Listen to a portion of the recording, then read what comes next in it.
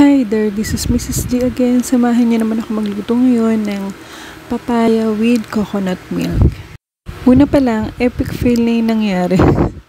Kasi pagkakat ko ng papaya, nahinog na siya. 2 days lang naman siyang nasa rep. Usually kasi pag namimili ako, dinediretso ko na sa rep. Siguro nung nabili ko siya, medyo pahinog na siya. Nahinog na lang talaga siya nung nasa rep na.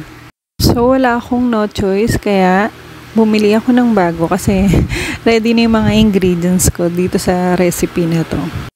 So, hindi naman ako nag-worry masyado at nakabili rin ako kagad ng bagong papaya. Kasi kung late na ako nagluluto, yun talaga may stress ako ng bongga since maaga ako nagluluto. So, no hassle naman para sa akin. Maaga ako nagluluto kasi 11 o'clock, sundo ko na yung kay ate o. Kailangan kasi magawa ko na lahat ng gagawin ko sa umaga at bago mag 11 o'clock. Kasi pagka after lunch, gusto ko pahinga na namin. Kasi 4 a.m. pa lang gising na ako. Magluto ng breakfast nila at ng baon nila. Ayan, ginisa ko na yung luya, and then sibuyas, bawang, and then lalagyan na rin natin dyan yung chicken. Sa pangpalasa, hindi ako gumagamit ng mga MSG, ng mga magic sarap, mga ganyan. Ang ginagamit ko pag sa amin, kasi may bata, diba, may bata ako, diba?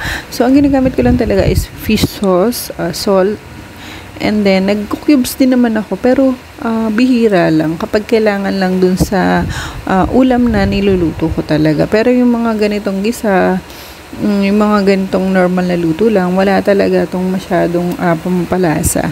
Salt lang talaga or fish sauce.